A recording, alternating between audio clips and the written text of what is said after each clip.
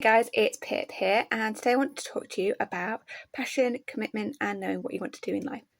So all these things are obviously connected, but I'll be honest with you, back in the day when I was starting to study this sort of personal development, it took me a while to realise that was the case. So here's the thing. You don't get to choose your passion. It comes to you.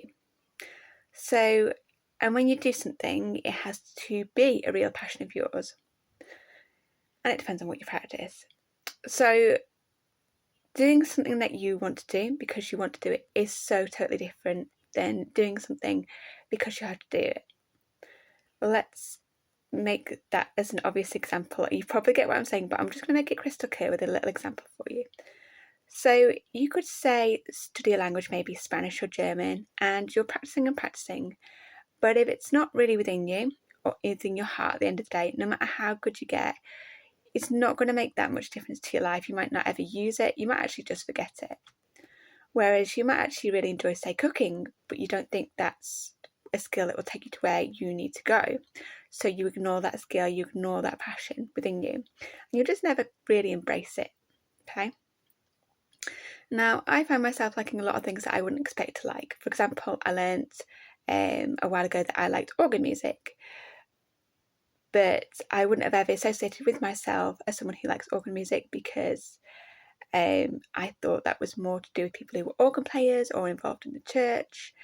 And I think if you are going to be able to take something to the next level, it's got to be something that's within you, okay? So if you say wanted to go into cooking and there's lots of things that putting you off, say you think, oh, my family won't want to eat these new recipes, it's going to cost a bomb in terms of all these expensive ingredients that I've never heard of, I'm not sure where I'm going to get the tuition from. Try and think of the things that might be really, really positive, because quite often we put ourselves off a lot of the times. We listen to other people and then we throw in certain beliefs and preconceived ideas rather than things that we've actually explored and understood and have taken the time to actually experiment with in our lives. You might really surprise yourselves, things that you are good at, and the things that you go and try, you might discover that, wow, it's really opened a path within you. You get into something called flow state, which is where you are, time just passes, you could do it all day, and you never ever know what that thing might be.